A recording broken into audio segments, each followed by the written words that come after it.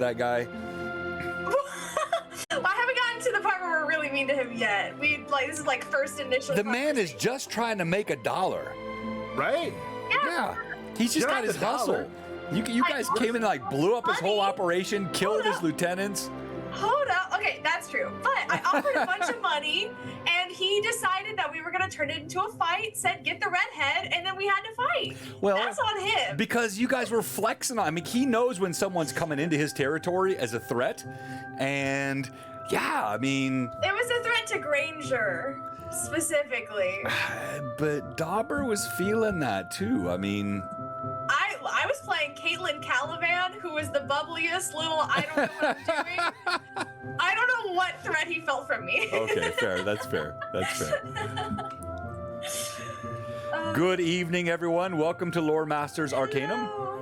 Looks like all the audio things are working well. Let us know if you hear us okay. I see... Tipsy Pickle. I don't think I've seen you before in chat. No. And the Adam Hawk. Am I looking at the right? I got to refresh here. I might be looking at an old chat. Listen, the terrible two are here. Yeah, let me refresh my chat. To mock us. Everything's friendship. There we go. Okay, yes, I was looking at the. It was a raid from last night that was still showing up on my chat. There we go. So we got the usual suspects: Rachel, Garrett, who stole my Best of Dragon Volume 4. Yes, last night. Unbelievable, horrible. No, that was Joffrey. He stole. Garrett stole my. What did I give him, Rachel? The Tears of Air travel guide.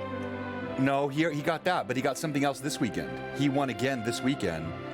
The travel guide. That was the travel guide. I'm still waiting to see what John's gonna give me in place of whatever it was. He's like, you know what? I don't think I'm gonna give Kurt. I didn't want to get it, Kurt. It was too good. Kurt, it was too good. It was too good. I couldn't. That's so mean. Hello, Jason. Yes, the Isle of Dread. He got the Isle of Dread this weekend, Rachel. Oh, yes. Yes. I'm sorry. Yeah, because Kurt, my brain's been on the travel. No. It's okay. I get it too. So, no, but it was back-to-back weeks for Garrett. Hello, Jeff. Hello, Thomas. Hello, Cameron. All right, let's switch live to video and let's talk, shall we? 3, 2. Do I need to post in Discord? It's up. Yeah. Okay. I think.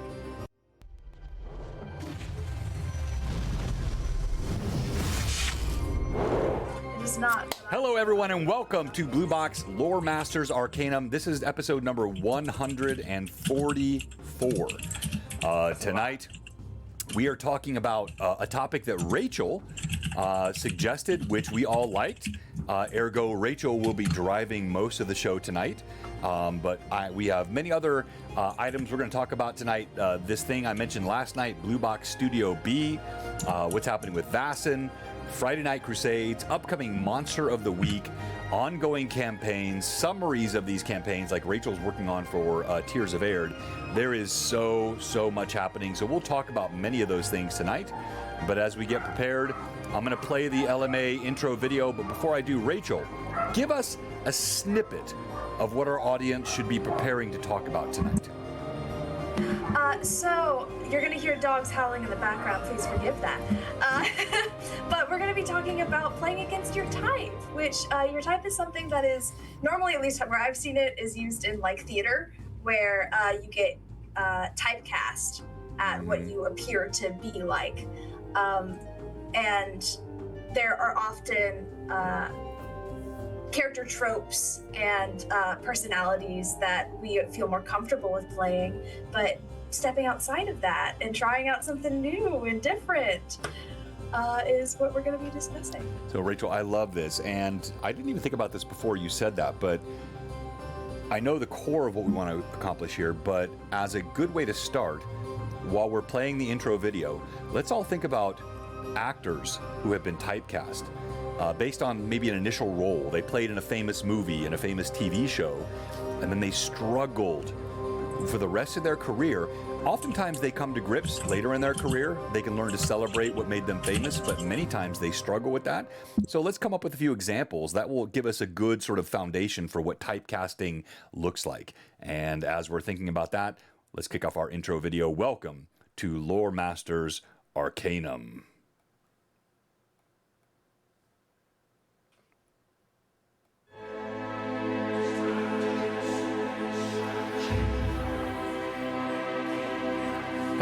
Robert. Hey, Lucy Dog. Thank you so much again for being in. Chris Pratt definitely would be, but I mean, not as bad as some others. There's a couple that come, like, if you're younger, you may not know, because being typecast, it's tough to like complain about that in your 30s. Think about somebody that's, did something in the 80s and they're still being typecast. Kurt, stop it.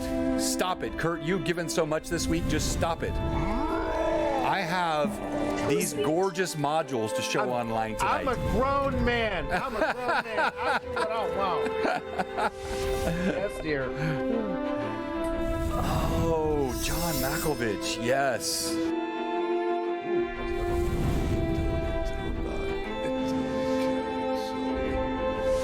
If you think about some of our favorite topics, he sounds like Ricky Ricardo.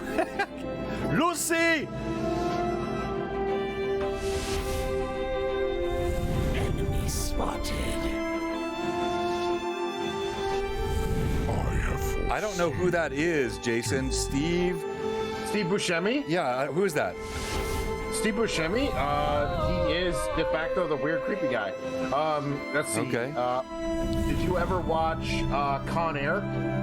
Oh, yes, but I barely remember it. Okay. Anything else? Or Boardwalk Empire? Nope. No. This is explaining why I don't know who he is. I think I've missed his movies. You watched Armageddon, right? Bruce Willis? You're killing me. I think I'm not a huge Bruce John. Willis fan Come on, John. either. Sorry. All right, and we are back. All right, so we had the short guy locked up in Con Air. Got it, Jeff. Okay. The chat knows who you're talking about. I'm surprised we don't have any of the. Cultured. Sorry, what's that? Because they're cultured. They're cultured, exactly, and I'm an uncultured cultured cad. I was about to say Angelina Jolie. Angelina Jolie, okay, yeah. Adam Sandler as himself. I like that response. That's a pretty good one. Ryan Reynolds as well. How about you guys? What about frickin' Leonard Nimoy? I mean, come on, guy played Spock and struggled to ever do anything else. And that the same thing happened to Shatner, all the original Star Trek guys. I'm sorry. Are you referring to the world famous musician who wrote the Ballad of Bilbo Baggins? Yeah, does that not tell you all you need to know how badly he was typecast? Yes, that is exactly right. Or let's think about some others like fantasy. Go ahead. John Wayne as the rugged cowboy. But I almost think he embraced that. Was that a fair typecast, you think? Or did he is that what he wanted? It's probably maybe a bit of both. Yeah, could be a bit of both. Whatever you think cowboy, You know what? it's definitely John Wayne that comes to mind. You know who's typecast? Vin Diesel. Family.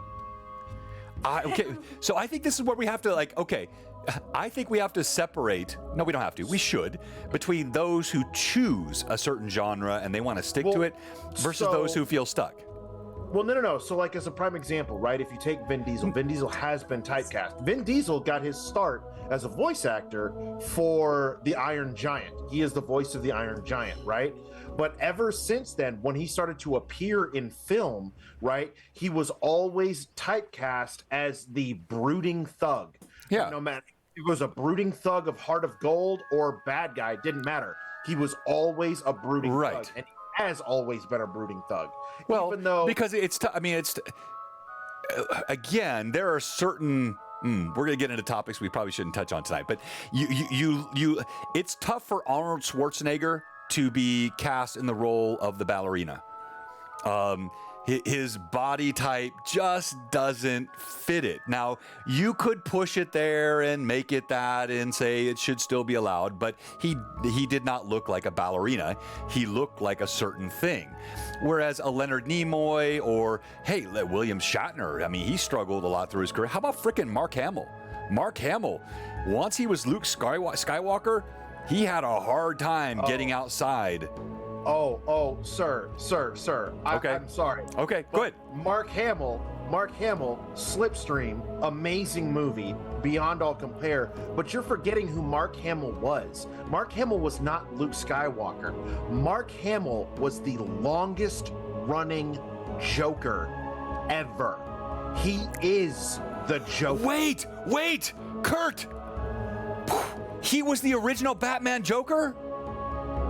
Not from '69. No. The animated series. From the anime. That doesn't. Come on, no. I knew that wasn't him. Excuse me. No, sir? animated series. That's the point. You're typecast. Now you're in an animated series. You're not. He wanted to do legit series and film. David Carradine. He struggled after Kung Fu to get other types of roles that exactly. did not. Thank you, Manda. What do you mean, no? Wow. All right, so what's the Hulk Hogan was typecast as a wrestler because actually a decent. Well, that's fair, Pat. Yeah, that's fair. The Iron Giant Groot, yes. Let's see what else in the chat. Was what Cameron was saying. Rupert Grint from Harry Potter. He's the main character who is. Oh, there's also Helena Carter. Helena Bonham Carter. Yes, she's like always the spooky and dark and creepy character. But I think that's just her. I'm pretty sure Also, that's maybe. just her. There's also Zooey Deschanel, who is pretty much always the Manic Pixie Dream Girl type thing. Manic Pixie Dream Girl. That's what she is in Elf. She's the Manic Pixie Dream Girl. She got her own show, New Girl. That's still Manic Pixie Dream Girl. She's quirky. That's like well, maybe that. Okay, all right. As opposed to she should have been Vin Diesel's character in Fast and Furious. Absolutely, she's got it. She's an actress. She's got it. Yeah, it's acting. So we had in the chat. I missed one here. So Garrett, I am not suggesting. Godmother and Cinderella. I'm sorry. I know you will not allow me to this. I will not imply that animated is strictly worse. I'm just saying animation voiceovers are often the relegated domain of typecast characters whose faces have become so associated with a certain trope. They wind up doing animation voiceovers. You can fight me on this. I'm not saying it's universal, but it's right. It happens a lot. Catch these hands. I would say more so that a voice actor has higher requirements of acting than a film actor because they have to convey everything through their voice. They don't get to use their face. They don't get to use their body language. They have to hope that an artist accurately conveys what their voice is trying to do. I mean, did I say something contrary to that? That's not my point. I'm not suggesting they're less talented or less important. I'm saying the typecasting thing often happens by getting relegated into voice acting because your visage is so commonly associated with a certain trope. I am not suggesting diminished talent or difficulty. When you say typecast, so do you mean in a particular genre? Yes. Or a very... A genre, No. typically, so often role, but then even more specifically, genre. Like, people always wanted to pull Shatner, Nimoy, Hamill into sci-fi. Now, they did branch out, but you can read interviews with them. They always struggled. They always got pulled back into that. So go ahead. I would say a hard typecast for that one then is Milla Jovovich. Once she started in sci-fi, she never got out of it. Everybody's questioning who I'm talking about. The chick from Resident Evil.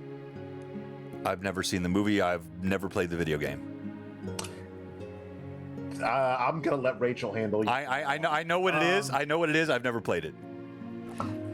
While Rachel's recovering from her heart attack, I do like Mega said Morgan Freeman. Yes, he's being typecast for every single narrator in an animal document. It is so true. It is so true. But Morgan's... go ahead. Rebel Wilson, who is typecast as... Wow. Yeah, that's a good one. Wow. Owen Wilson Jennifer typecast? Coolidge. I don't know who that is. She's the. Are you Googling? No. She's normally like the middle-aged, like kind of ditzy, washed-up lady.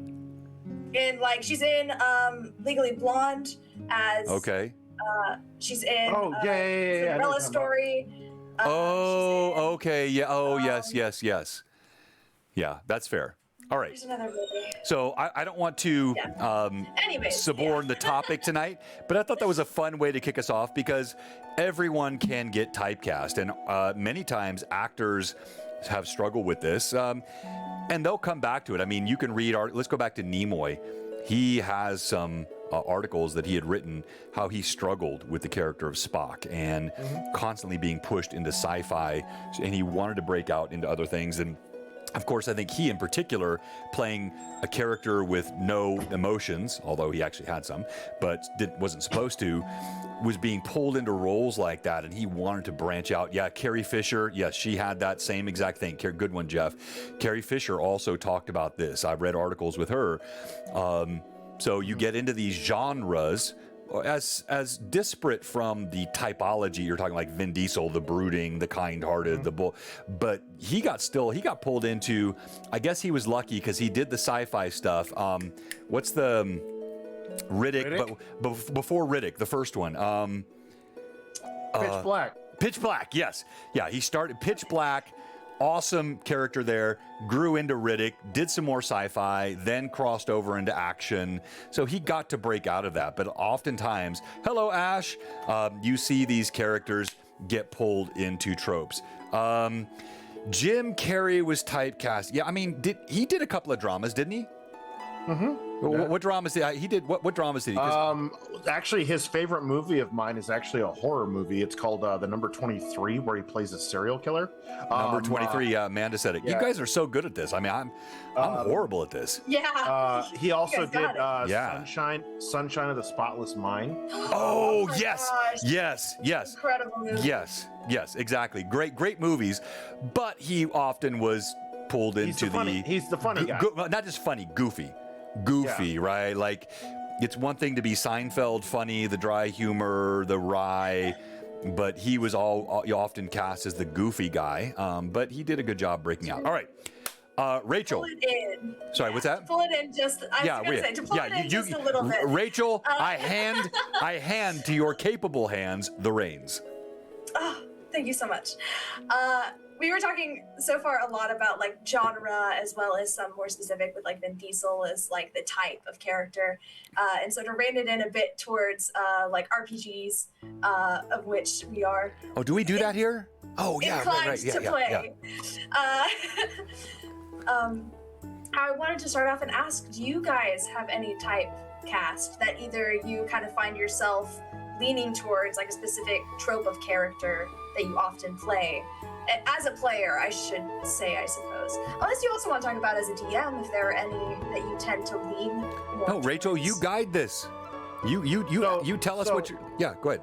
So Do you're both. asking. It's No. both. So you're asking what type of characters do I normally play? Yes. It would bleep holes. That's pretty much what I play. So the honestly, I play two types of characters most of the time, right? I play the guy who says what everybody's thinking, but nobody else will bother to say it, right? And I play the catalyst, right? So the catalyst, for folks at home, right, is generally the character that doesn't make it to the end of the movie. They're the ones who die that cause the rest of the group to basically pull up their britches and go do the thing, right? So 9 times out of 10, my characters don't live to see the end of an arc. They get to a point, and when everybody is like about to like give up, they're not going to do it or whatever, that's when my character 9 times out of 10 will die, or in some way, shape, or form, which will steal the remaining of the group to go, well, he can't have died in vain, so we need to do something, right? Those are generally the two types of characters that I play. Okay. John? Okay, so you hear he's saying he's a cannon fodder for the Dark Sun. Yes, exactly right. That is what he is going to be, Rachel. I was asking, guys, is the music too loud? It sounds good to my ears, but I want to make sure. I only need to check this once. It's much easier on LMA than on the more complex streams with various audio sources, but let us know if this sounds okay. Yes, the lore creation does get, I mean, yes, Ash, you can get very dark. It is too loud. Thank you for telling me. Let me pull that down, Greg. That's why I ask. I don't ask for you to tell me it's all good. I ask for you to tell me if I need to fix it. Now that's too quiet. Let me split the difference. All right, so for me, I'll answer it similar to Kurt. Obviously, I'm most known for playing paladins. I fell in love with the class. If I had an alter ego, it would be the paladin. There's so much about swearing. It's not about being the goody two-shoes. It's about swearing an oath and adhering to it through anything that you're faced with, sacrificing self, being there for others at a place that is giving to the point of madness. At times, I've always been enamored with that idea. Beyond that, I love playing dwarves. There's just something super frickin' cool about these, 4 foot tall, strong, like drinking, slamming shields against each other, celebrating the bodiness and the voice of the culture. It was so much fun with dwarves. I like playing elves. I've played some elves. Typically, if I'm playing a dwarf, again, it's either going to be a fighter or a paladin. If I'm playing an elf, it's going to be a thief or a mage. I've never played a gnome. I've played halflings. I like playing halflings. Halflings, typically, it's going to be a thief. I've played. Going back to the Lord of the Rings or the rogue concept. Let's see. I don't like playing. I don't play tieflings, dragonborn, Goliaths. I would play a half ogre if I were given that chance, but that never existed for me in any of the games I'd played. I like half orcs. I played half orcs. Yeah. Half orcs are cool. Classes, again, I've already touched on some. I've played virtually every class except I've never played a cleric. Heartbreaking. I know. I've never played a druid. Really? I've never played a druid or a cleric. Wow. I've played paladin, thief, cavalier, barbarian, rogue, assassin, bard. I like bards. I played sorcerers, mages. Yeah, I think the two I've That's funny. That's funny. I have never played a pure magic class ever. Really? Okay, yeah, I have. I've never I've played drow. I had a really cool drow. His name was Kizixtre Toxino Maxazi. He went by Toxin for short. Again, Kizixtre Toxino Maxazi. Toxin. He was a super cool. Anaximander was a Cavalier I played. Of course, Mandarin is my core paladin, or Aiden, his son, all drawn from the Belgariad. So yeah, those are my tropes that I play. And then Rachel, the other thing is I have never, ever, as a PC, played a woman. And it's not like I set out to do that. I just, every time I sat down to make a character, it was never like, I want to play a woman. I've never done it. Now, I play them all the time as NPCs, and I was actually very surprised, Rachel, by some of your feedback about what you see in different, I won't get into it, it was a private DM, but differences between male and female RP as NPCs, because I'm going back like, wow, is that really what I love that feedback, thank you. Yeah. But yeah, I've never played druid, cleric, or a female. The to settle Cameron over there, who looks like she might be having a seizure. I did play a ninja Fraley. The closest I have ever come to playing a quote unquote caster, right, is I have played a Doom Guide of Kelemvor, a grave cleric. But clerics are martial clerics are very martial. Oh yeah. So that is the closest I've ever come to like a caster, but I've never played a wizard, I've never played a sorcerer, I've never played a warlock. I've never played a warlock. Okay, that's good. I've never played that. Yeah, I forgot that. I've never played a pure with. I love the class. I think they're great, but 9 times out of 10, I've never been. Ooh, I'll play the wizard because somebody else always wants to play the wizard. So I'm always like, yeah, okay, cool. I'll play the cleric. I'll play the healer. I'll play the tank. You know, because nobody really. Take that back. I shouldn't say nobody. No, don't say that. Yeah, there are some people that absolutely do. Right, but like I mean, Evelyn, the who wizard, Theater Evie, she would always gravitate to healers. Now she played a fantastic paladin who ascended into an avatar of Sarenrae, but she always was. And there are some people that just do gravitate toward healing. I think Ashlyn is an example of that. I don't think Nida is just something she happened upon. I think she really likes that class. Rachel is also very much cleric is typically not necessarily. That's what I first started playing D&D with, was being a cleric, and I've always really loved the class. However, it also is one of the things of a lot of people don't, at least a lot of people that I've played with, don't want to be the cleric or healer. So often that is where I swoop in and take the role. Oh, once Grave Clerics came out, I was like, okay, this might be my new favorite class, because I am a bad Grave Cleric, because Grave Clerics, their 2 domains are life and death, right? Yeah. And to give context, this is what I mean by I'm the beephole player. We were trying to interrogate a guy, and he wasn't. Hey, Kurt, you could even go so far as to say a-hole if you wanted to. Yeah, okay. I mean, it's weird every time you say beephole. I don't know. It makes me like, what do you think? I'm checking the human anatomy every time you say that. Like, what part of the body am I not aware of? But no, we were interrogating this guy, right? And everybody kept failing their they all kept failing their charisma checks and their intimidation checks, whatever, right?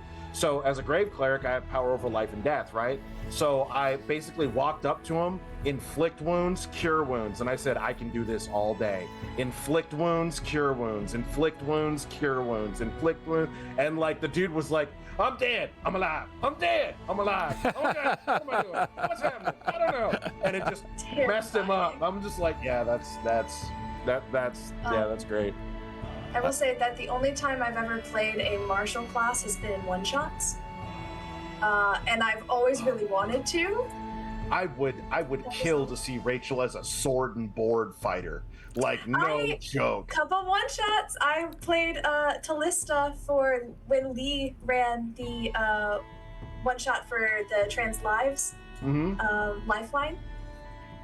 And that was a ton of fun to just run in and whack things. Did a lot of damage, that's great, but it's just not what Well, I think that's the same experience Cameron's been having with Dahlia. Now, interestingly, she's definitely mostly caster. Yeah, she said, I've never played a wizard either. I don't like the pressure of being the smart, which is so silly because Cameron is freaking brilliant. But for whatever reason, she doesn't want to play the mage because you don't want. Okay, fair enough. Don't be Rachel. Don't let you outside of BPR. She's a virtual sailor truck driver. Yes, I think that's probably fair. Yeah. But next follow-up question, has there ever been a time where you guys have played outside of your comfort zone? Regularly. Is it with DMing or as a PC? Both. So one of the things that I have basically, so for a very, very, very long time, right, where Kurt got the majority of his DMing experience and whatnot did not come from playing Dungeons and Dragons. Dungeons and Dragons was my secondary game for the better part of 15 years. I was a storyteller for Vampire the Masquerade. And so when you're a storyteller, you have to take on all these different roles and all these different characteristics or whatnot, right? But it really starts to really shape how you do things and how you approach things. But past that, as a player, one of the big things that I have continually tried to do, especially in the last, last 3 or 4 years, I've really tried to make it to where whenever I make a new character, I make it a character that I'm, for lack of a better term, uncomfortable with, because it allows me to look at things from a different perspective, from a different set of eyes, right? And so it, in my opinion, I think it only enhances a player's, you know, what they can bring to a table, so to speak. Right? Yeah, there you go. That's the word. That's the big word. I'm not a professional writer. Wait, what did she say? Repertoire. Yes, exactly. Yes. So yeah, no, I try to honestly, like, I have a character that I am currently working on and putting together that is very outside my wheelhouse.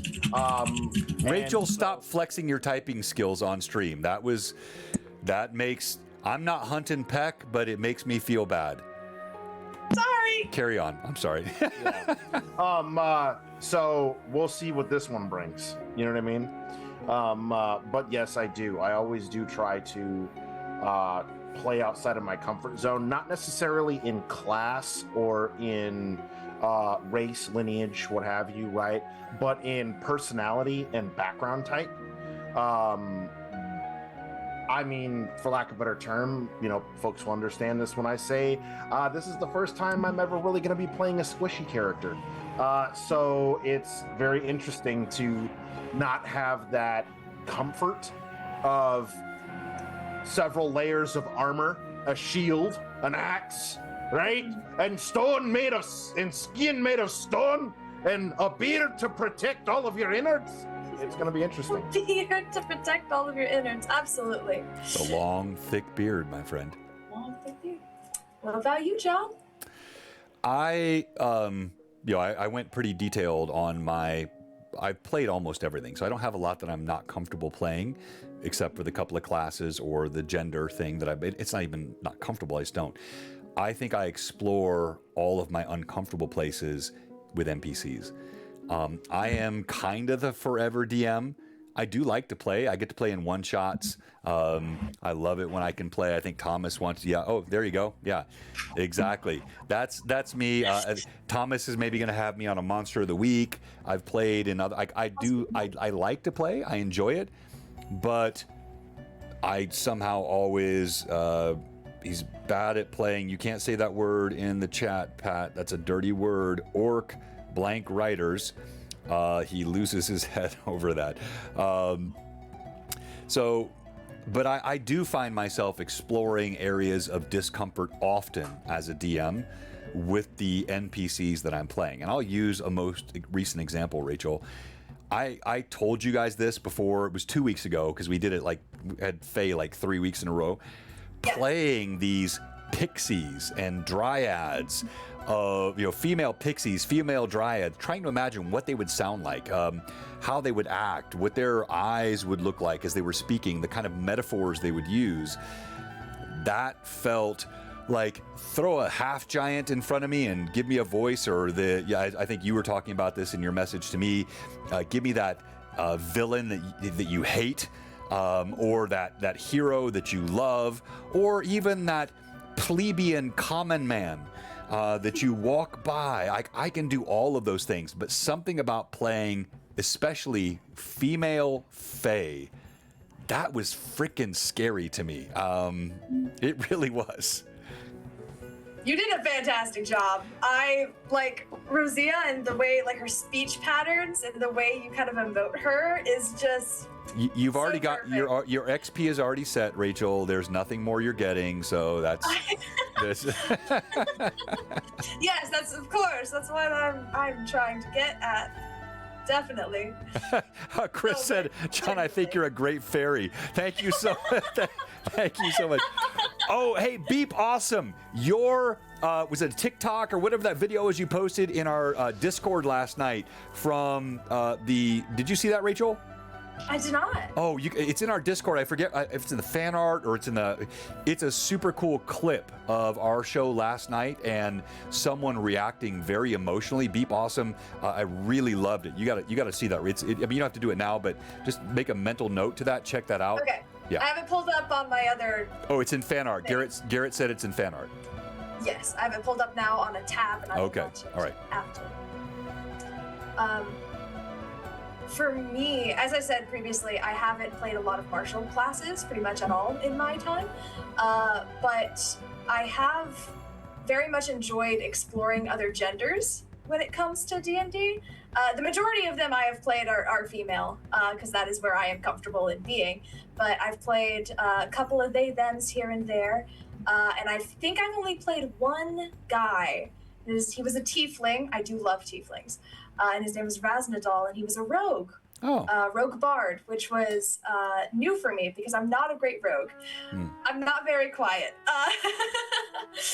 But I had a question and then it left. Take your time. While you're thinking, it was funny because I do enjoy playing characters of different ages, genders, races as an NPC. I think when I sit down to make a character, I'm normally thinking about what do I want to invest myself in for, hours and hours, multiple sessions, like what am I passionate about playing? And that's normally what I gravitate to, but I do think there's a lot of value in varying that. Did you think of what you wanted to say yet? Yes. Since you guys do a lot of DMing, and that's, I think, mostly, sadly, where you guys have been, not sadly as in it. Oh, let me redo something. We understand what you're saying. Move on. You're fine. Fantastic. Yeah. Great. I love you guys. You're wonderful DMs. What do you guys tend to find yourself doing in order to get into those characters that are more difficult to play? Go ahead, Kurt. To be honest, it sounds cliche. All my characters have soundtracks, so I turn on their soundtrack, and that's kind of what gets me into the headspace for that kind of a character. Wow, that's awesome. That's awesome. Yeah, I don't do that, but I love that. That's really cool. Everybody has their own soundtrack. This is my I don't know, for those of you who may or may not know, this wonderful movie masterpiece called I'm Gonna Get You, Sucker.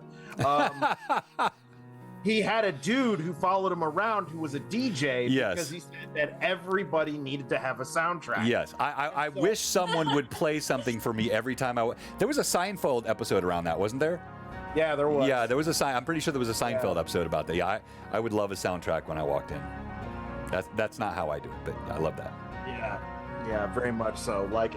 All of my characters always have a soundtrack to them and whatnot that I always play to kind of get in the mood or get in the headspace for them or whatnot. So wait, Kurt. So let me, if I could, Rachel, because you're running the show here. Can I ask a follow-up? Okay. Please do. Kurt, I find myself often in games, as I'm sure you do. I could easily, in a single session, role-play 20 different NPCs. So how can you get yourself in the headspace with soundtracks for 20 NPCs in a single session? I was speaking specifically for if I'm a player. Oh, right? Okay. As a DM, generally that stuff, it doesn't come into play so much because I have little footnotes that I keep behind my screen, or in this case on my monitor. I have a whole series of post-it notes that line my computer screen that give me the necessary notes for an NPC, because 9 times out of 10 my NPCs are only there for brief momentary interactions. Is that true? So wait. So go back to that. Now, are you talking about one-shots, or are you saying in campaigns your NPCs are 9 times out of 10 only there for one or a couple of interactions? No. I mean, most of the time in most of the games that I have ran, with the exception of one current game with the creepy butler, the NPCs that they interact with, most of the players that I have, they only interact with those NPCs that session for a short period of time. So it doesn't need to have that same level, right? I just need to have a few notes about it. Whereas if I'm playing a character, I'm as a player, right? That makes sense. It's a whole, how am I thinking? What am I doing? What am I, stuff like that. John? I love the idea of soundtracks. When I'm playing a character, I've never found I needed that. When I'm playing, and maybe it's because I'm the forever DM, I don't get to play a lot of characters. When I have a PC, in my mind, I embody that PC. I know what they think, what they feel. I know how they talk. It's easy for me to step into a character that I'm playing every single time. Where I struggle is as a DM with the thing I mentioned earlier, playing so many disparate NPCs, and then if you think about here at Blue Box, I'm playing these over multiple different campaign worlds and sessions, and I'm remembering all the people in Aird and all the Fae and all the Dark Sun and who was in Tyr and who, like, it just, there are so many. They're probably right now easily 100, maybe 130 NPCs that I'm running in these different campaigns. So for me, I do have something. I've tried taking notes, like Kurt said. I'll have, Mateo, smooth, smooth of skin. By the way, he was good looking. Not all my evil guys are ugly. He was a good looking guy. All right, but slimy. So yeah, he was smooth, not slimy. Come on, Rachel. There's a difference between smooth and slimy. Anyway, but he was like, I can like right now. I see him in my head. I think I do visual audio association. I think that's what I do. I think when I see the picture in my head, and when I see it, the voice comes to mind. Now, where I really struggle is when I've got 2 or 3 or 4 of the similar type. So, for example, in Dark Sun, Visheo and Valicia, the 2 outriders on the mechalots that are pulling the argosies, both dwarven women, differentiating between them when they speak. John Demon Gun said in the chat, he really feels like that's his weakness as a GM. I struggle if there's more than one of the NPCs near the party they're talking to. Even then, maintaining the right voice for each NPC is super difficult.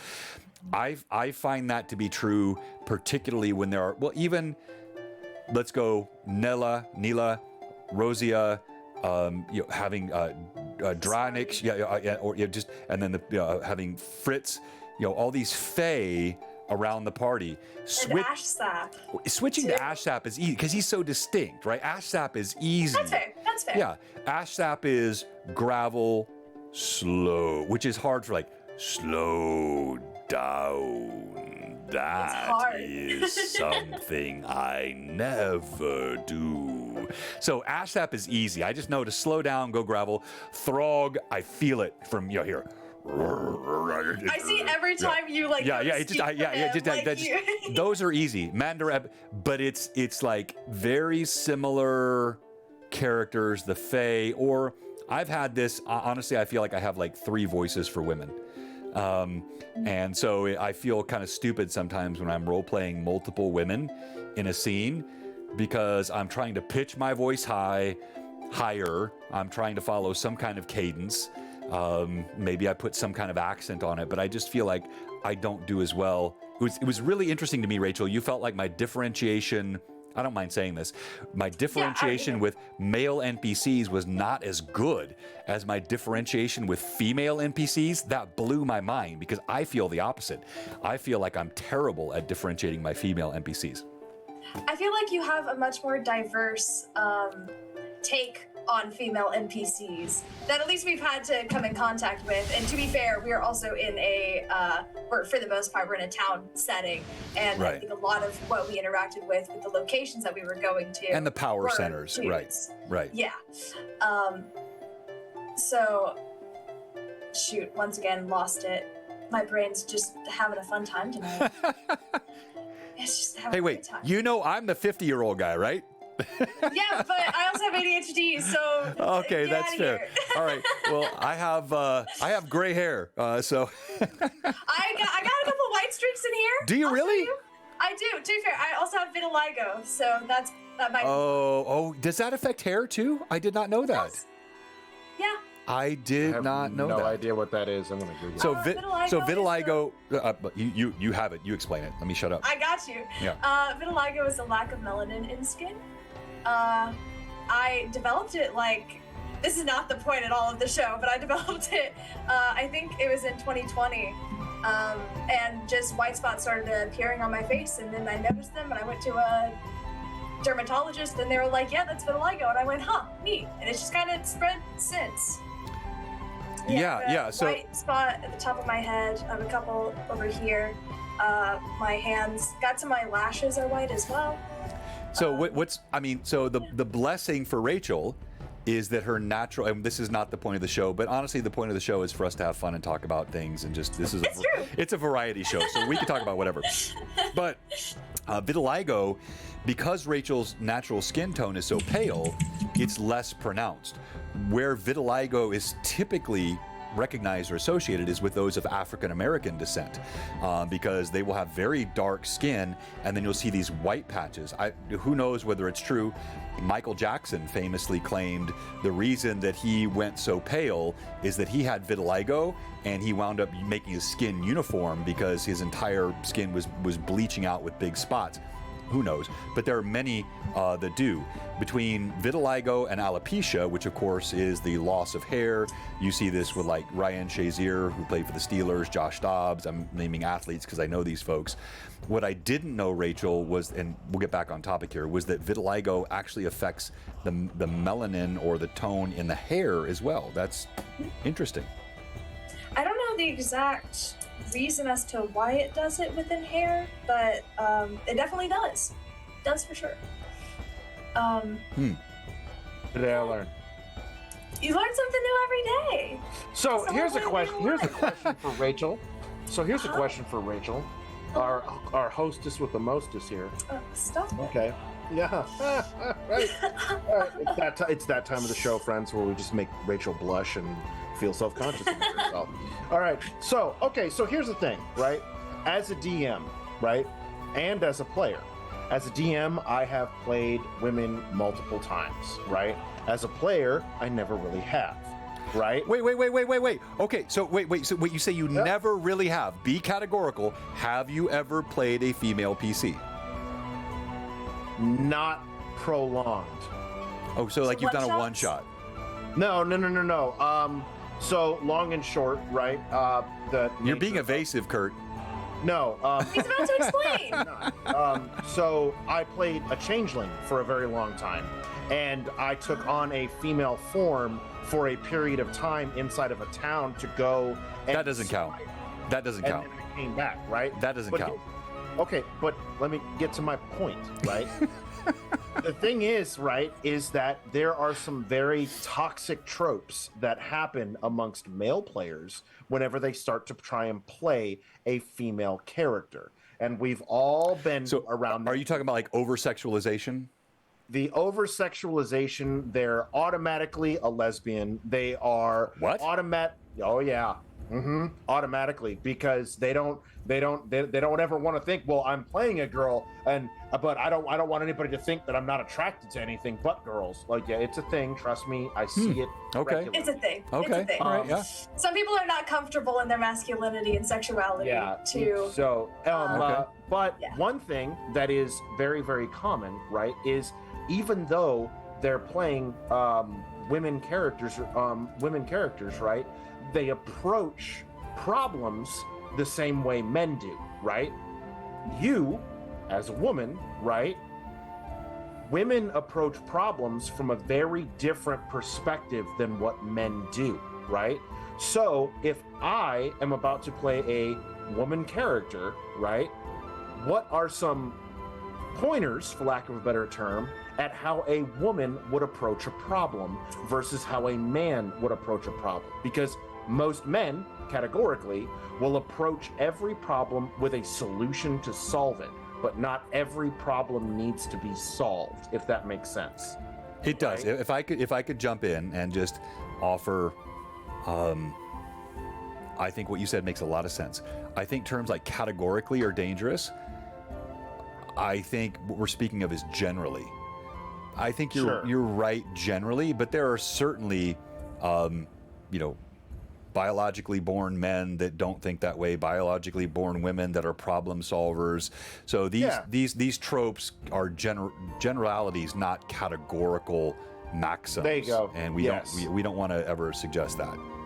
There you go. Generally, words. Yeah. It's been a long day. kind of hopping off of that, something that I learned in one of my gender communications classes is that oftentimes there is much more diversity within a sex than between them, if that makes sense. Like a lot. It makes sense. It makes sense, and I think if I'm understanding you, Rachel, I think at a certain level it's true. I don't want to go too deeply down this rabbit hole, but I do think it's fun to touch on it. I think in certain categories of thought, the variance within a given gender or sexuality is very broad and can be much broader than the variance between the genders.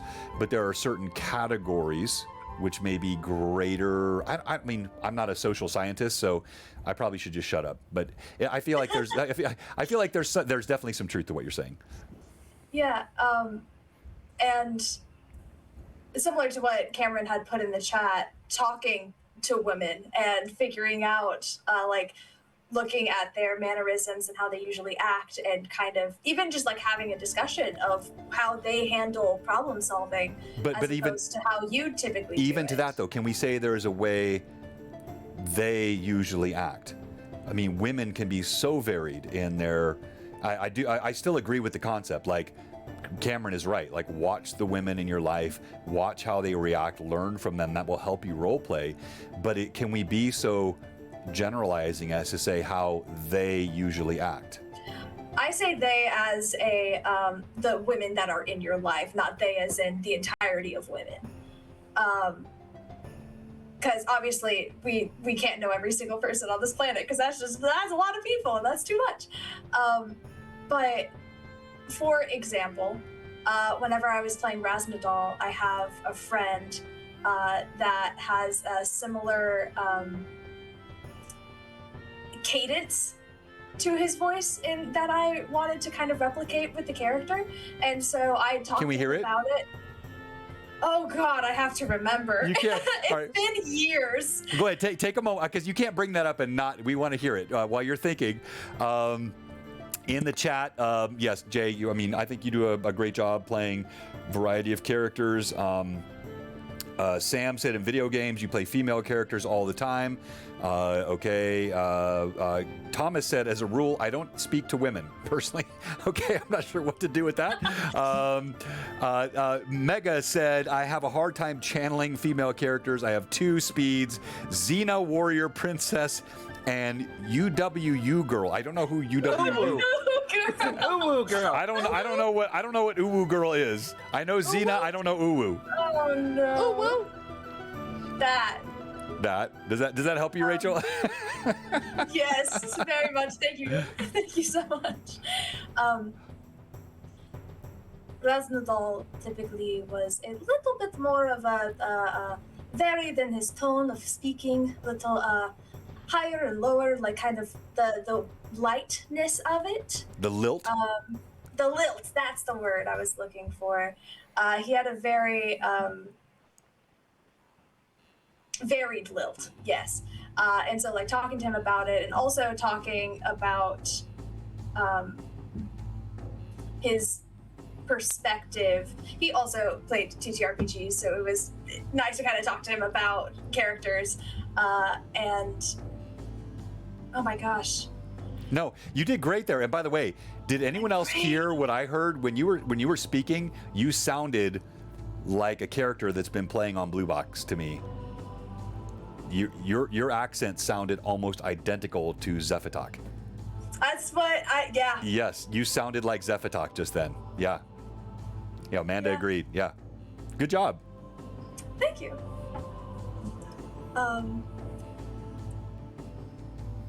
My brain really just is not staying that's on okay. track tonight. It's great. Yeah, deep breath. Yes, I know. All right, so while you're thinking, Rachel, is there a character? So you've not played martial characters much at all. Not in a campaign. Is that because of an aversion to the idea that you're chopping people in two, like Cameron does with Dahlia, or is it the violence aspect of it, or is it truly this nurture versus, destructive thought process that's so often associated with the gender? I mean, what do you think your reasons are? Don't get me wrong, John. I would love to just go crazy. I would love to play a character That's that just because goes wild. I showed Click as Prince. on one of my recent images, and you just want to go just go crazy, right? Just go crazy. So why don't you though? Why don't you play martial characters? A lot of the time, it's because I as Rachel tend to be more flexible when it comes to what I play. I want people to choose what they really want to play and then kind of fill in around that. Oh, see what you're doing. That is why you are the ultimate healer. You are not that person. Oh man, the whole like, well, let me see what everybody else plays and I'll just fill in. There's a couple of times I haven't been like that, such as whenever I wanted to play a full spellcaster, because in some of my games there are others like sorcerer that gets filled in pretty quickly. Not that you can't have more than one sorcerer in a party. That's very fun, and you totally can and maybe should. You know the whole saying of a whole party of bards? That'd be sick. But I very often, find myself filling in as a healer, either that being within a cleric or as a druid. I love druids. Druids are very fun. That's another reason why I liked Talk so much, was because erosion druids are so cool. They are so stinking cool. Is so I neat. know it is a great, and the fact that he on his way out, because I talked to Josh yesterday and got some ideas from him on how he thought there was an opportunity for. I applauded too. Robert Hawkeye says he's the same. There was some shaming going on there, Kurt. There's nothing wrong with someone that wants to work within the team and fill in the gaps. This is an okay way for people to be. Not everyone has to be like you or like me. I'm not saying that, but if you're always that person, then you're never quite branching out. Well, but okay, yeah. Is that true, Rachel? That's a good question. If you're always waiting for everybody else to decide what they're going to be before you pick what you're going to be, are you really branching out? Okay, so let me jump in before she answers, because I feel like you're being very hyperbolic. That's like you use like always and never and always and never. I don't think that's exactly what she's saying. But even if that were true, let's take it to that degree of hyperbole. You would think that across multiple situations, you will still, like you told me, you had a party of all mages. No, it was Erica yesterday. She had a party of all mages. Yeah. I've never had a party of all mages. I've played this game for 40 plus years and never had a party of all mages. So what would make you think that if Rachel just, each time she came to a table, and Rachel, I'm not putting words in your mouth. We're arguing concept here, not your philosophy. But hypothetically, hypotheticals. Exactly.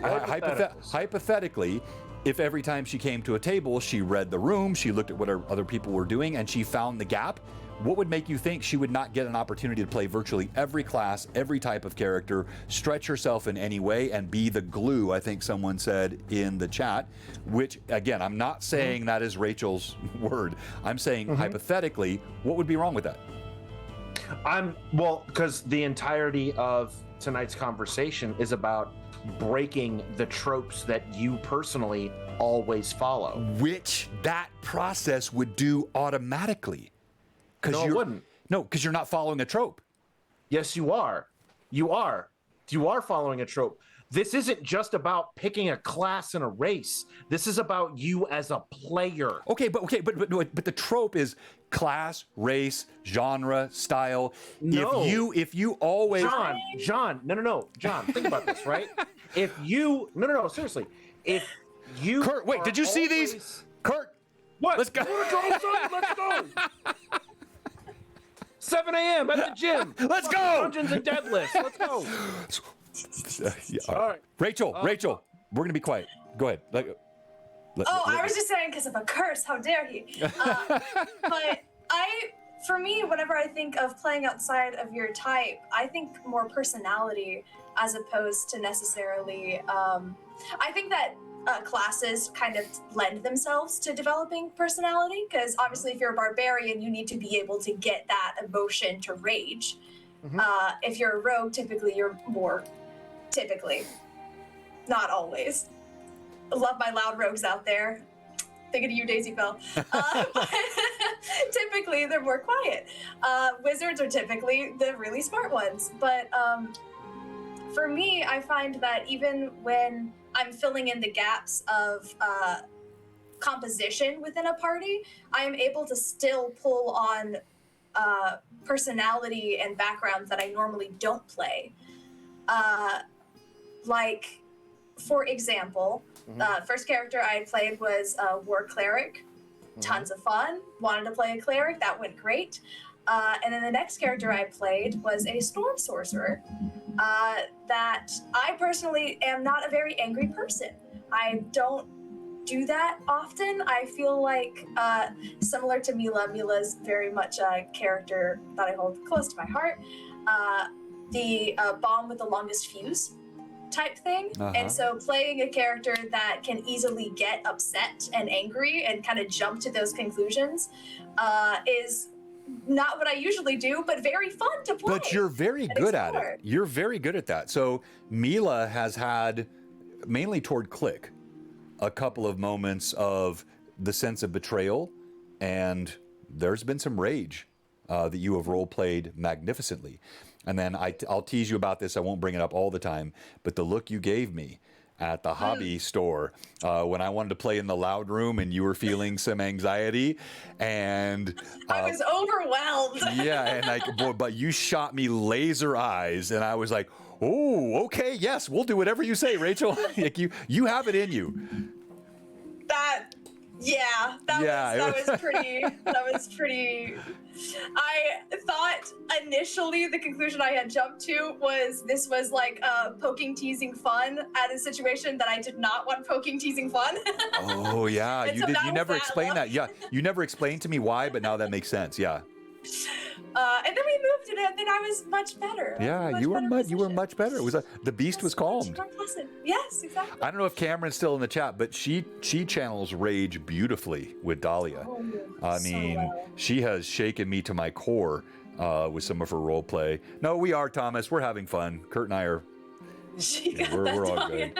Oh, it's a look. Yeah, you do give me the same look, Manda. Yours is more like disdain. I see. Piercing. Yeah, like you'll cut your eyes at me like I'm something on the bottom of your shoe. That day, Rachel looked at me like if she could cast Fireball, I would be a flaming cinder of hair and teeth in the seat next to her. It was close, but somewhat different. Now I have a question. Did you feel that way whenever I said a couple of certain words to Mateo after he had poisoned Clay? Oh yes, I did. But the taste of your anger, your tears was sweet to me because I was trying to elicit that. Right. That was the character I was playing. Normally, Cameron says. It's you go to sad as default instead of mad. Well, you have done it very, very well with it. But I think so with Mateo, with some others, like when I have villains, I want my villains to either inspire fear, anger, disgust. I want you to feel something with a villain. I don't want them to be a cardboard cutout. Right? And so when you did give me that, but in that moment, it felt very different than it felt when it was me in the game store. Yeah, that's fair. No, that villains breaking the mold on villains, right? Here's a question for you. Do your villains know that they're the bad guy, or do they think that they're the good guy? Both. For me, both. Yeah. Both. I do both. Yeah, I always love it when the villain thinks that he's the good guy. Yeah, having the villain that is anti-heroes. Yeah, right. But again, I don't want to make them as cookie cutter as I make my heroes, right? So you will have villains that are oblivious, villains that are maniacal, villains that are psychotic, villains that are just pure like evil. Oftentimes we go to the infernal as an example. Other times you have those who are playing the role, but they think they're doing the right thing. They are maladjusted in some way, or they are just not, or maybe they're right and you're wrong. Who knows? Though, but I don't want that to be always the case with my villains. So I mix them up. Okay. I was just Rachel, curious. what about you? I I don't often play villains, mostly because I've only DM'd a couple of one-shots. The one villain that I did have in a one-shot, he was corrupted by this kind of parasite and had gone to the only source of power that was near that could potentially fix it. And he had acquired this mass amount of power and was changing his physical form in ways that he did not want because he could not control it. And that was very fun to play in that he wasn't evil, he was just trying to get help. And that is also true in the Vampire the Masquerade game we are playing. My Toreador Ambrosia is certainly not a hero. I feel like Vampire the Masquerade lends itself to a lot of gray areas. But I don't tend to, so far, I haven't tended to play villains that have been pure evil, I would say. Pure evil, yeah. Yeah. Which I think that, and that's fine. I think if I ran a campaign, I definitely would. There was one that I was planning in which it would be a very not good person thinking that they are doing the right thing to protect their people.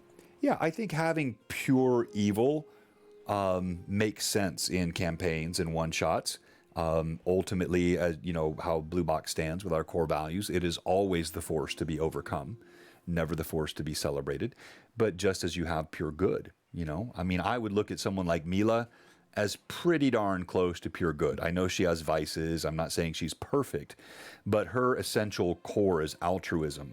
It is very much aligned toward good, and it makes sense that there would be Halia.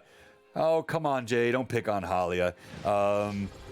But no, I think that's an important part of the game, and I will tell you, I'll give you a little preview. The evil. There are different types of evil in Tears of Arid, but the core of the TOA story is a slightly different kind of evil than you have ever seen. It's you guys, in fact, you'll get a hint. I know you will. This is not a railroad because of where you're at. When we start on Sunday, if you're paying attention, there's going to be an Easter egg at the beginning. It's going to, and depending on how it goes, you may even get a little bit more of a hint, but it is a different kind of evil.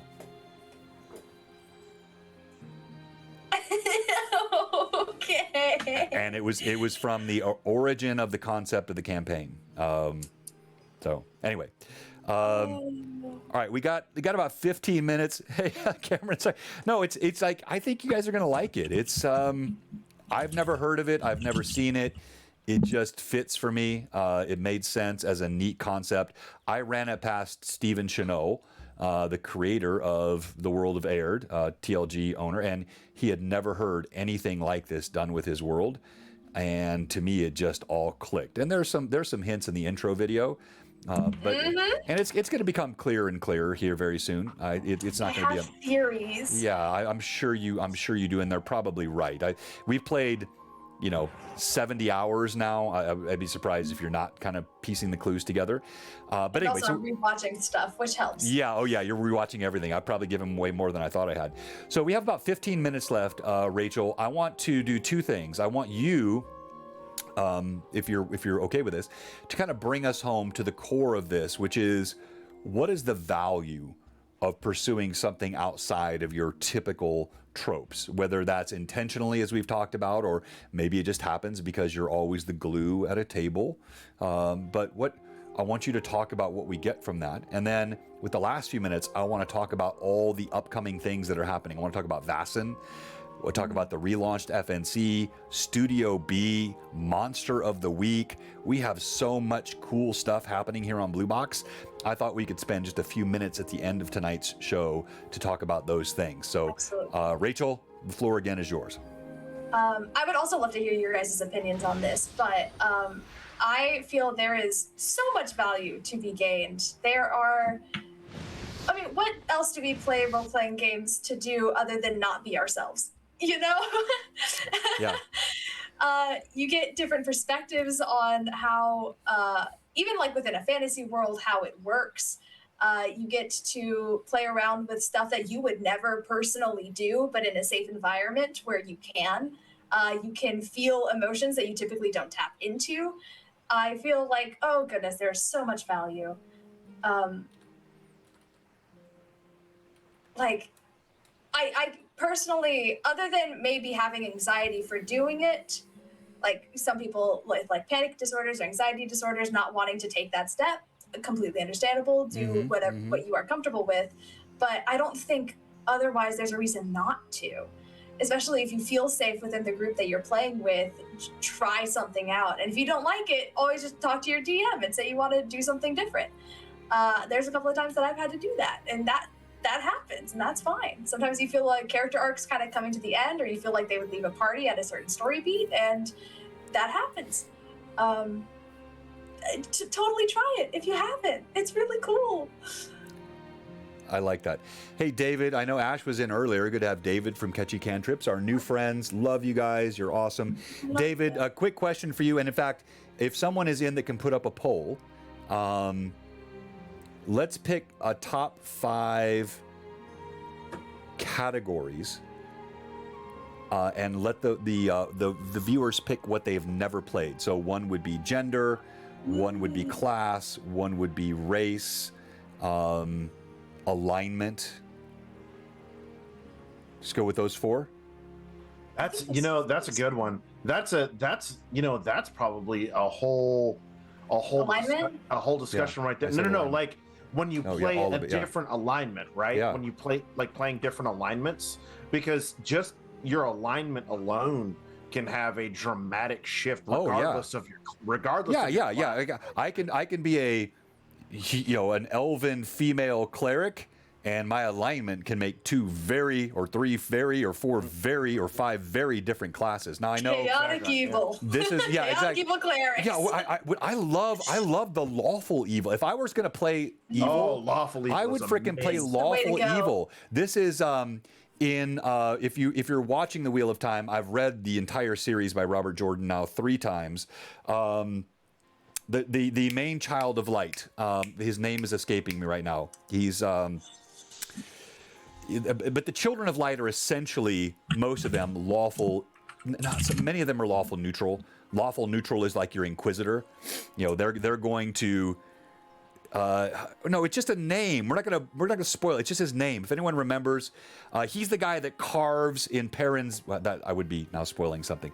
But children of light, lawful evil, lawful neutral. You don't allow CEPCs. Okay, so that's a whole other topic. We've done this before. Yes, always thinks they're correct, and ultimately the idea of lawful evil. We're getting the white cloak dudes. But I'm asking for the main guy. We're gonna get way off track here. We've done whole alignment shows. We'll get back to this later. I don't want to bog down on this. Yeah, right. Exactly, Pat. I am curious what your guys' opinions are on playing characters outside of your type and why you should. Okay, and as we're doing that, we do have the poll up, so you can pick chat which you have never played outside of. Your options are gender, race. Well, I guess that would be really odd because how many of us have never played a elf or a dwarf or a halfling or a whatever? There's like a bunch of different races, and so but we probably should have said like outside your trope. I think that would probably would have been. Wow, look, this is interesting, isn't it?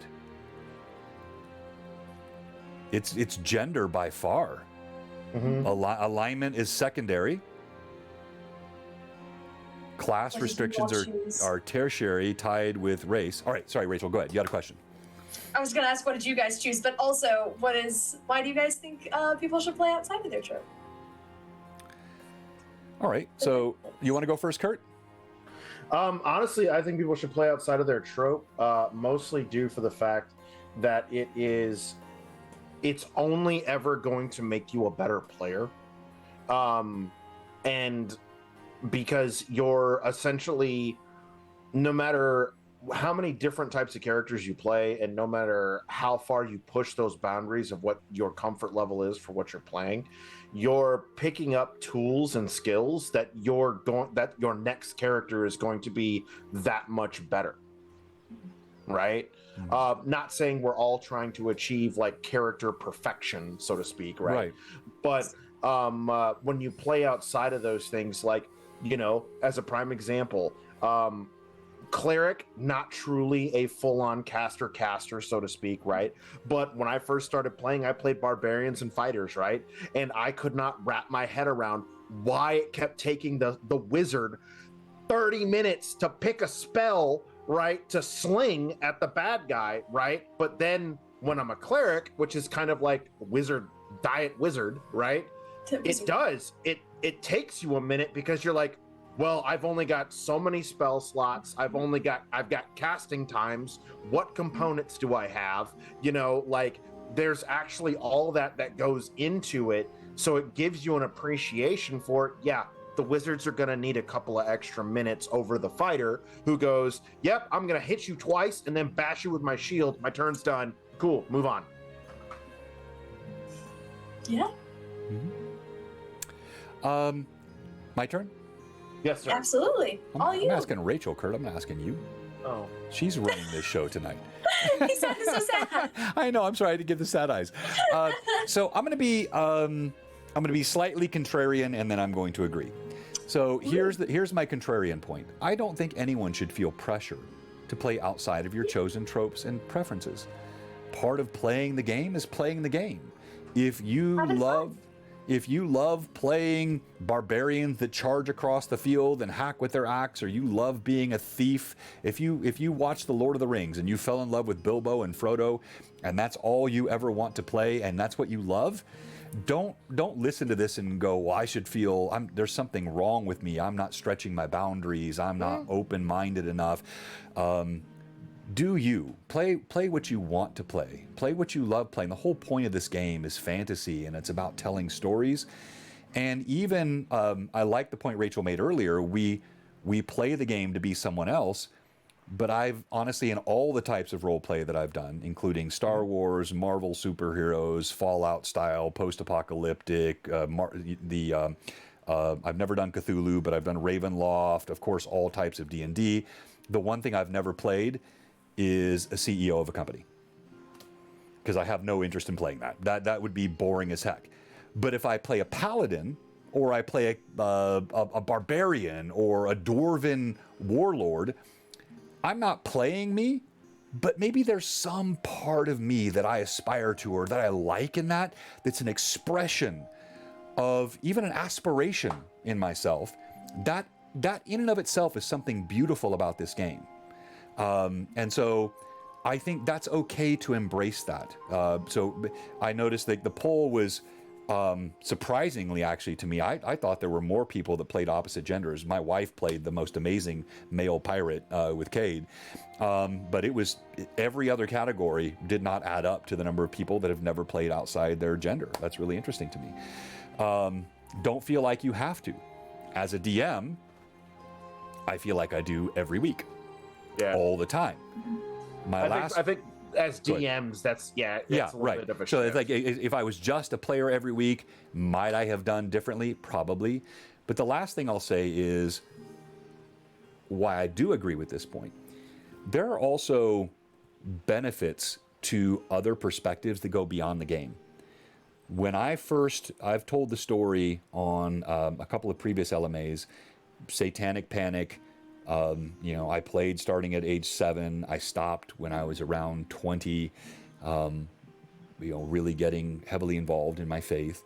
Thought there were things wrong with it, sold my books, got out of it. And then it was about 8-10 years later, and I was a little more mature, and I had 2 young kids.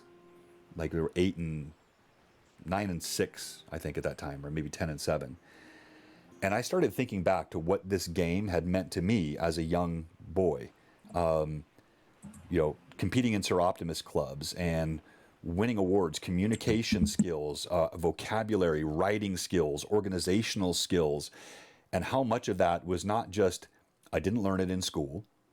It wasn't necessarily all latent within me. It came from investing myself in this hobby where I learned so much. And I wanted to bring that to my kids.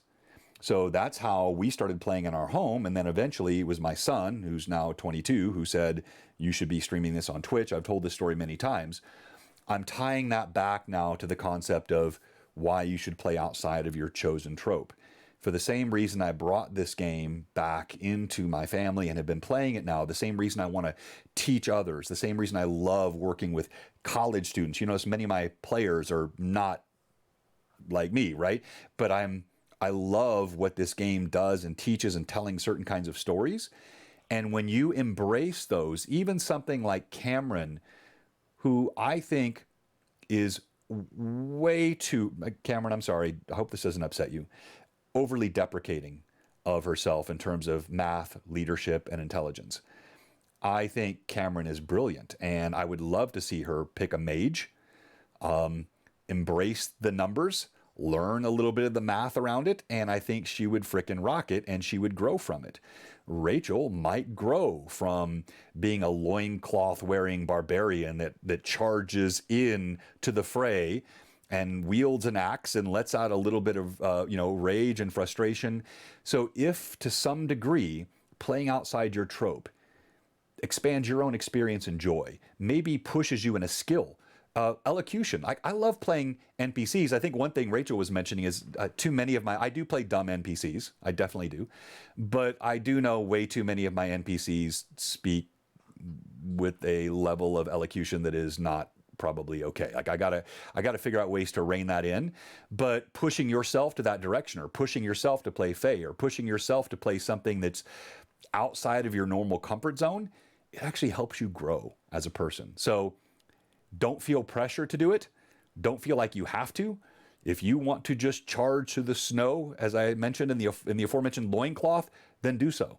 But if you're open to challenging yourself, you might find some hidden treasures beyond the game, things that will help you in life, help you with relationships, help you with your development as an individual, as a person. And that, to me, is one of the beautiful things about this game. Well said. Well spoken. I agree. Anything you disagree with there, Rachel? Like, speak up. I don't think so. What you were saying was what I was trying to say, but you just said it like way better. And so like I wasn't trying to mic drop. I literally wasn't trying to mic drop. That was not at all what I was trying to say you were doing. You spoke very lovely. Lovely? You are. John is quite the eloquent man. I spoke very lovely. Rachel, you need to get to bed tonight. I agree. I went to Knoxville yesterday. I was. Oh yeah, how did Chandler do? 1 a.m. Oh, so well. It was great. We both played witnesses on the stand. Oh He played gosh. Joe Mitchell. I was Raleigh Porter. It was great. We ended up saying not guilty with a landslide of 3-2. Ooh, 3-2 is a landslide, is it? Yep. 3 said not guilty, 2 said guilty. I'll take it. Hey, thank you, Wayne. Dan Weirdo for another 5 gift subs. We appreciate all that. Our gift subbery. No, not jury duty. So Chandler, who played Markov, good friend of our stream, he actually ran our, crud, I'm forgetting, what was it called? Council of Kings? Nope, No, it's a no, different no. something of Kings.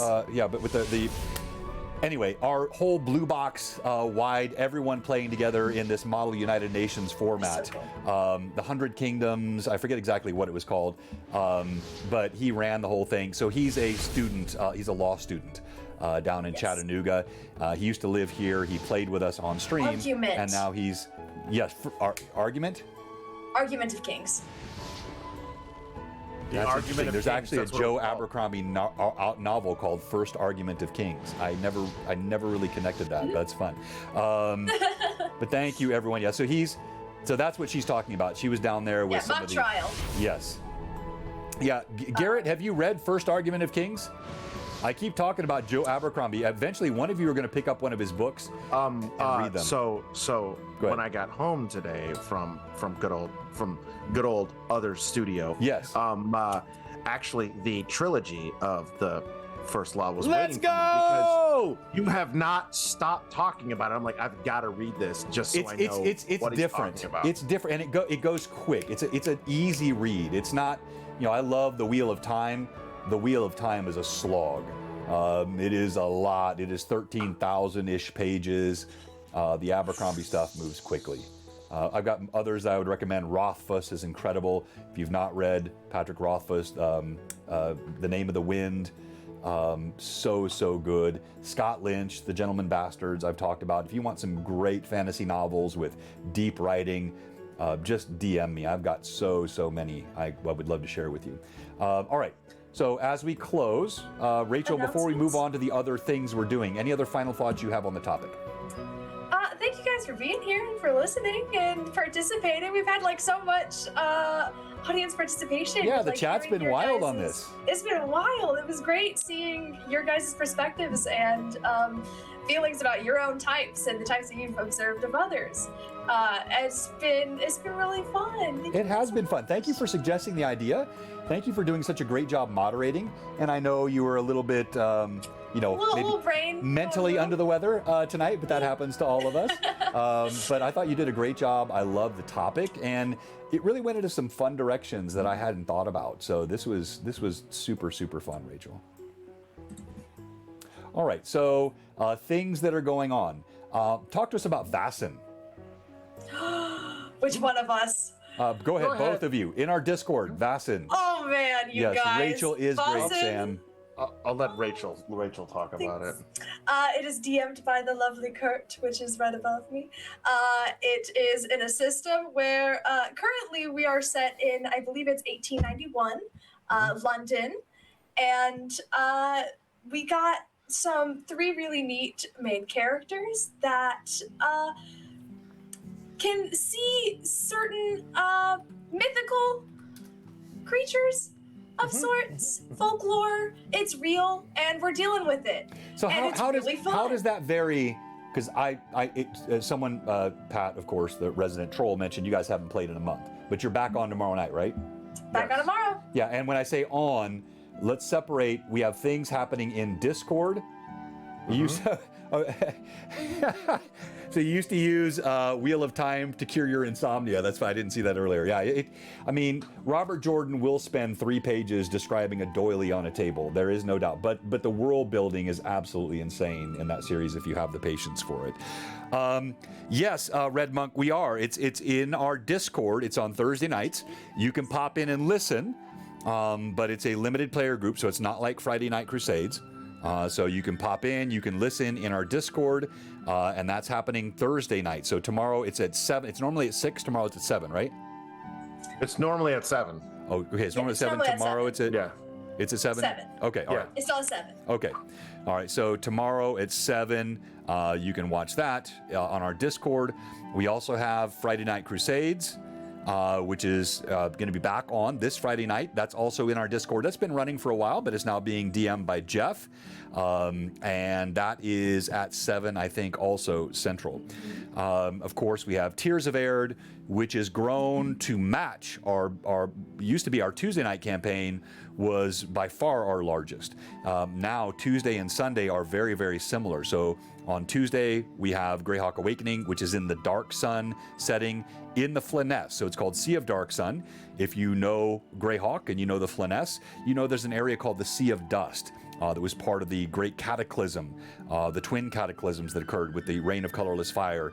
And so Dark Sun it's an alternative world setting that is in the southwestern part of the Flyness, and that is where our party is playing on Tuesday nights, and that starts at 5 p.m. Central. On Sundays, Tears of Aird starts at 1 p.m. Central, and that is set in the unique world of Aird, Troll Lord Games. Rachel is a player in that, along with Cameron, Thomas, who you've seen in chat, and Jenny, who plays Dahlia, and that game is going so... Did I say Daisy or Dahlia? I do that every time. Yes. Yeah, every time. Every so single many time. D-names. Yeah. So it is going so well. The stories are so rich. You get a combination on all of the Blue Box Twitch streams. You get a combination of theater of mind, physical tabletop. We've had a lot of physical tabletop lately. There'll be more of it this Sunday. And then also VTT. We love Tailspire. And then also imagery. So we use this multimodal storytelling method. That's my belief in how I tell stories. They are not crutches.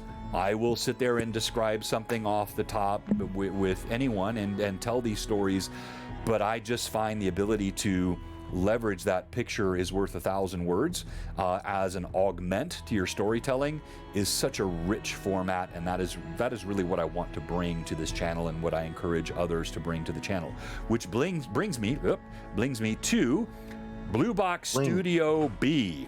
I was up there yesterday. Kurt, it's coming along so well. Tell the Mad Chatters what Blue Box Studio B is.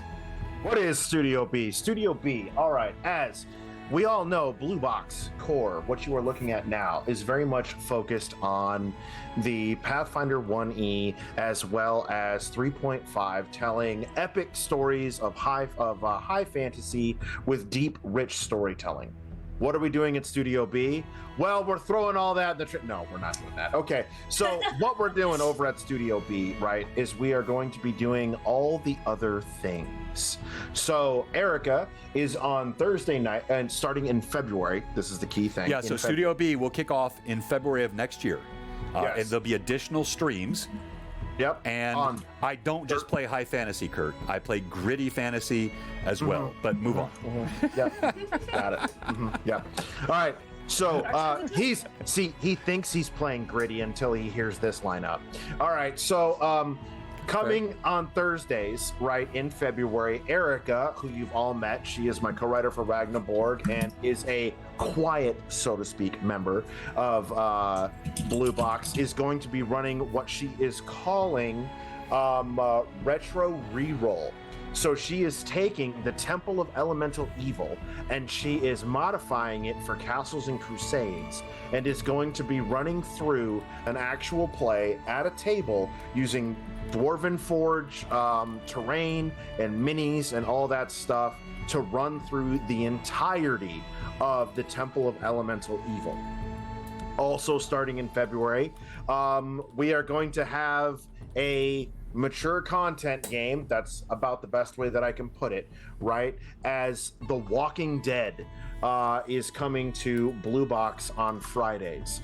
That will be a streamed game. All of the Friday night games are going to be in what we're referring to as short run games, seasons, right? The games for the most part are going to be based around with the on Fridays 10 to 14 episode seasons where we will take breaks and rotate and whatnot because it is an in-person game, the same as the other one, but it's going to be The Walking Dead is the first one. Then after that, we plan to continue along our lines with Free League because I really love Free League stuff. He's been evangelizing Free League to me for weeks now. I have been. As I you have should. been.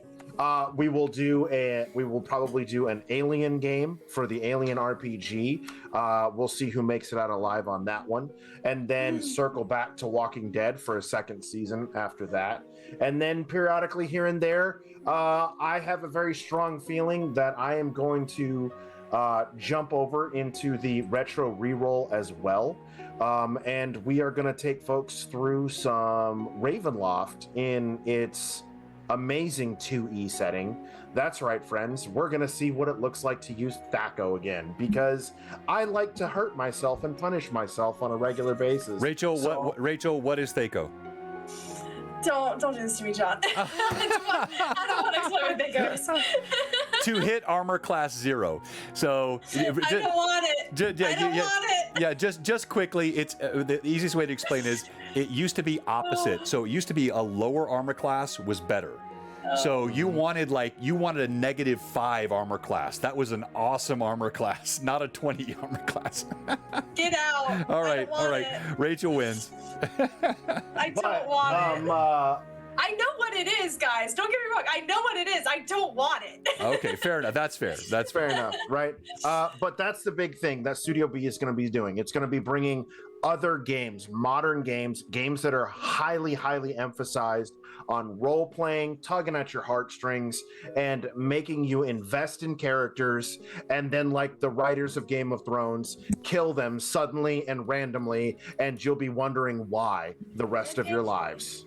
So that's what Studio B is going to be about. It's going to have a larger table. It's going to be an entirely different location. It's going to bring all the things. So you'll have Thursday and Friday night stuff.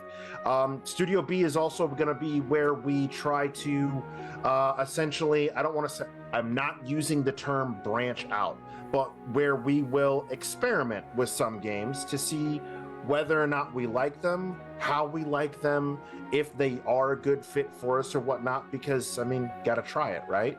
But the staples coming in February are Retro Reroll with Erica, and she is putting together a great group of people to run through the Temple of Elemental Evil with a Castles and Crusades engine driving it. And then on Fridays, I'm going to be running The Walking Dead, which is going to be very interesting. You will more than likely see the lovely Rachel beneath me sitting at that table. And we are going to be pulling from folks all around Nashville who are interested in this and to join us as part of the Blue Box family and start to tell our own massive congruent universe through these various lenses. So we're looking forward to it. We put a lot of time and a lot of energy into this, and it's gonna be dope. And if you come to the next Blue Box Con and you feel like loading up in a van, you may get a chance to come on out to Studio B and check it out for yourselves. Exactly. And we're working together to get everything set up now with the hardware, the cameras, the audio setting, the lighting. We want to have Sorry, go ahead, Kurt. Oh, sorry. I forgot to make, this is the most important announcement for Studio B. There is one other thing that will be coming late next year, what is it, 2024, probably September timeframe. That's right, folks. You heard it first. You hear it now. Dragonlance will be coming to Studio B. Patrick won. Fraley conquered you, didn't he? Let's go, Patrick. I'm a fan. Congratulations. I am a fan of No, okay, so yes, Pat, you asked a couple of questions. So the reason we've talked about Monster of the Week is that Thomas is going to be kicking off an official once a month session of Monster of the Week that will be formalized here at Blue Box. He's got several players, but if you're interested, just reach out to Thomas. He's running that whole thing. And then what we're talking about, Blue Box Studio B, that's still going to be all in person, but it's called Studio B because it's not going to be in my basement. We've got a separate facility that Erica had. Erica Lowe, who was here at Blue Box Con, you might have met her. Super fun, she played in my one shot. She was absolutely deer in headlights that night, but I don't blame her. But she's a great role player, fun person, and she and Kurt have been building all this out. I'm working with them to get all the AV, the audio, and everything set up. They will still adhere to Blue Box core values. It will be the same thing that this channel is about, but there may be an occasional word that slips. I'm not sure. We'll see. I won't be too draconian on that. But they're going to be playing some fun games that are alternative games. I've played virtually every genre. I choose to focus on the fantasy genre, gritty, dark fantasy, Kurt. But this will be exploring other genres in addition to that, and it'll just be more content that you can watch, check out, follow, hopefully grow the community, and that'll be kicking off in February. All right, I think Great question from John. Yeah. Is it on a different channel or? No, it'll be on this channel. Perfect. It'll same channel. But it'll be tagged, so you'll see like Studio B or something when it launches. Some of those may have a mature rating, which we don't typically have here on Blue Box, but I'll let them decide how they handle that. But again, the core values of Blue Box will be held to. Every player is being vetted, interviewed, given a copy of those CV documents. I'll keep an eye on it, make sure it's all, but it's going to be a fun way for us to expand the community, do new things. We have great content creators, and candidly, I just can't stream anymore. I cannot commit any more time than what I'm already committing, and this is a way to do that. Yes, Kender will be coming, Sam. All right. I think we're done. We done? Sure. Yeah. I think so. All right, here we go. Let's get ready to set. We're going to raid Jay tonight. I want to say thank you to all of you Mad Chatters. Thank you for being with us tonight. Rachel, again, thank you for the fantastic topic and the way it was run. Kurt, as always, your insights are phenomenal. The work that you've been doing on the channel, your leading of LMAs with Rachel, like I missed one, and you guys have been helping so much. The Studio B stuff is super cool. And oh, by the way, I took Kurt to coffee yesterday and went up to look at Studio B, and he gave me these 2 original modules, Morgan Caden's Fantastic Adventure from the World of Greyhawk, not a reprint, OG, and an autographed version of the Hidden Shrine of Tamokan, one of the most classic modules. This is C1. Kurt, I just wanted to say thank you on stream. You're an awesome guy, super generous, and very much appreciated. Yes, these will go in the... Okay, Amanda, do I need to do that before I go offline? Let me check real quick here. Amanda said check my DMs. And if you guys want to see me play outside of my type, hop into the Discord tomorrow at 7 p.m. and watch me play Fiona Rose, Private Investigator.